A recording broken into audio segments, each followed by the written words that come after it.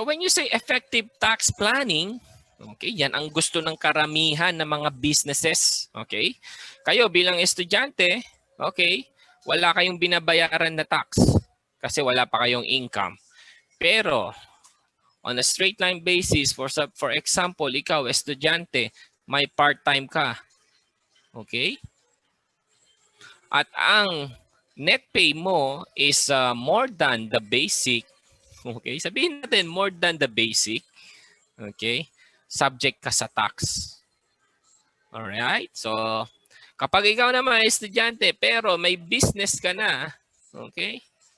Subject ka sa tax. Okay? Kapag ikaw ay estudyante, may baon ka, okay, syempre, hindi na yan. Wala nang tax yan. Okay? Wala nang tax yan. But of course, at the end of the day, my point is, we are having the discussion for tax planning because I want you to understand the importance. Okay? Importance of tax planning, importance why you need to master taxation. Okay? I want you to understand how to get proper tax planning pag later on naging CPA na kayo. Okay? So let's move forward, guys.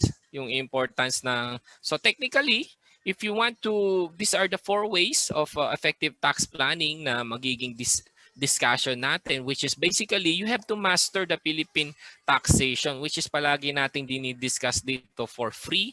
Itong mga discussion na to, and then of course doon sa ating CPA online CPA online review school group. Okay? Syempre, iba din yung exclusive. Meron kasi kaming exclusive na discussion for those reviewees na nag-enroll. Okay? And then of course, to have effective tax planning, you have to understand ano ba yung allowable deduction. Bakit kailangan mo maintindihan ang allowable deduction? Because yung sales mo or your income is subject sa deduction. Okay? So if let's say meron kang 1,000, subject yan sa deduction na maybe 800 or depende kung ano, kung how much yung deduction mo. Para lahat yan, para lahat tong income mo na yan is hindi matataksan kung magkano lang ang neto mo. Because ang sabi nga naman ni BIR is, hey, BIR, sabi ni businessman, may capital ako eh. Yung capital ko kasama sa sales. So dapat yung sales na yan, hindi yan, yung part ng sales na yan, na pinaikot ko ay kasama ang capital. So dapat yung capital hindi siya subject sa tax. Okay? So kung ano man yung deduction ko, dapat yun lang ang maging subject sa tax. Now the question is, ano yung mga allowable na magiging deductions for you? Okay? Sa business mo. Okay? Sa business mo. Ano ang magiging allowable? So that's why we need to discuss allowable deductions. So I will just give you a few examples, guys. No, I will not discuss in details. Again, if you want to have effective tax planning, you should know or you should have an existing tax compliance. Okay, monitor tax compliance.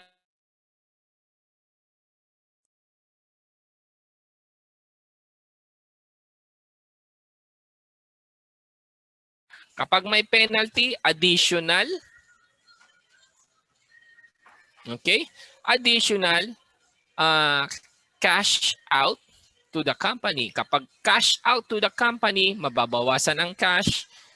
Of course, mas maliit ang kita, mas maliit ang capital na mahawakan, walang mababawasan yung pang rollover na capital ng company. Okay? And then of course, it's very important as well, guys, to understand the nature of the business. Okay? The nature of the business. Hindi kasi ibig sabihin na magtatayo ka lang ng business. Yung business na yan, kailangan mong maintindihan ano yung nature ng business mo para alam mo yung applicable tax. Okay? Now, you can only perform this or you can only know what are those things or these things if you were able to master the Philippine tax. Okay? So we will simplify the understanding. Okay? So technically, guys, we are talking about business. So in Philippine taxes, when we are talking about business, papasok diyan ang income tax, papasok dito ang percentage tax. Okay? So these are the usual, no? Usual na binabayaran ng isang company. Income tax or ng isang business, okay? Pag transfer taxes naman, of course, that would depend if there's a estate existing, if there's a donation, all right? And then, of course, is excise tax applicable to the liquors, kung ano man ang mga product na yan na subject to excise tax. And then, yeah, if your company is let us say, into loans, okay, giving loans, okay, so DST would become a normal part or a usual part of your transactions because again, if you have loans, that is subject to taxation. Okay, now again, we are talking about taxation. So to reduce, mastering the Philippine taxes to reduce Philippine taxes. Why? Because again, if you know yung applicability ng what are those coverage ng income tax, di ba? Meron niyang individual, meron niyang organization. When I say organization, nandiyan yung partnership, nandiyan yung corporation, nandiyan yung joint venture, nandiyan yung company, okay? So whatever kind of organization is set up, nandiyan yung foundation maybe, okay? So it's an organization. So from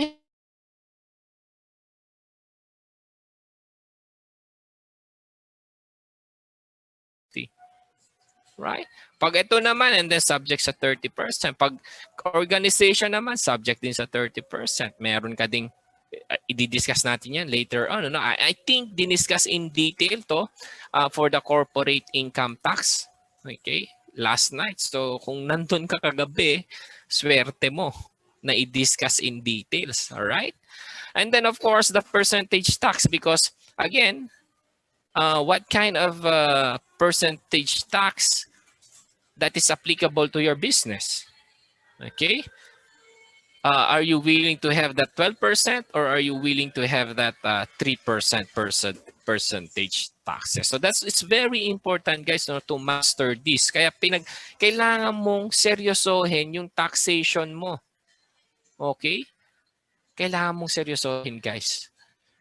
Kasi without understanding this, hindi mo makukuha kung ano yung applicable taxes, hindi mo mai-reduce yung business taxes. Okay? So again, this is a big scope. So for me, no, you focus on these three things or let us say internal revenue taxes para go to the basic. Okay, go to the basic.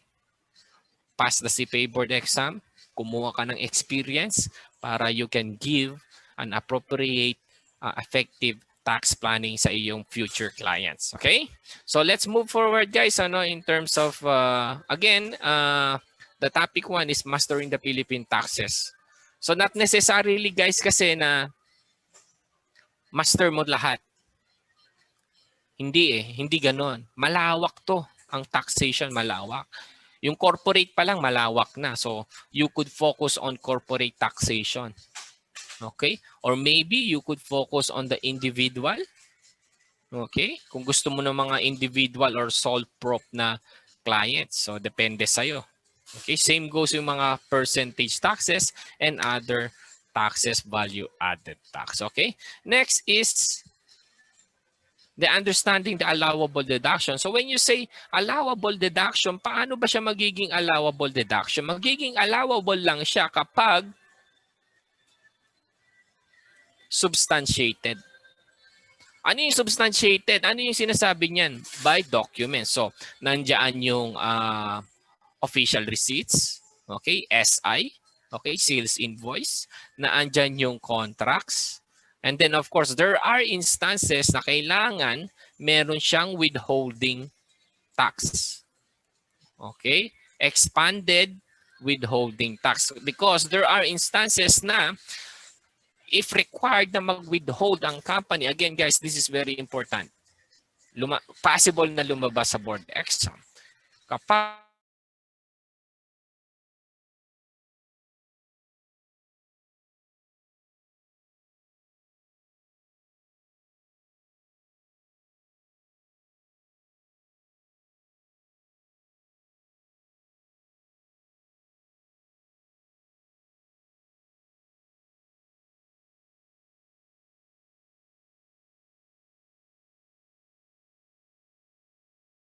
Nawala ako guys, sorry. So, kung let us say, what I'm trying to say is, again, I'm gonna repeat.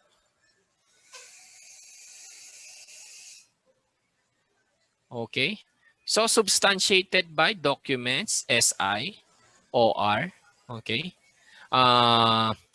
Contracts, so whatever it is na supporting documents, pwede rin yung 2307, which is yung expanded withholding tax. So, meaning, if yung isang expense is required na mag-withhold ka, okay, kailangan ka mag-withhold. Kapag hindi ka nag-withhold, laki ng possibility na hindi siya magiging allowable. Dinidisallow ng what? Ng BIR. So for example, anong best example niya? For example, you have meron kang accountant or let us say lawyer or professional. Ay yung professional na yan is subject sa 5% na withholding tax. So dapat 10,000, 1 to 500 meron ka na i-withhold sa kanya. Okay? So ang ibabayad mo sa kanya minus 500, 9,500 lang dapat. Okay? Kapag hindi ka nag-deduct ng withholding tax for this, disallowable yan guys. Disallowed expense. Pwede din ang gawin mo para maging allowed is ikaw ang mag-shoulder 500. Sasabihin mo, neto yung 10,000 and then the company will pay the 500 para mas maging allowable deduction. That's possible.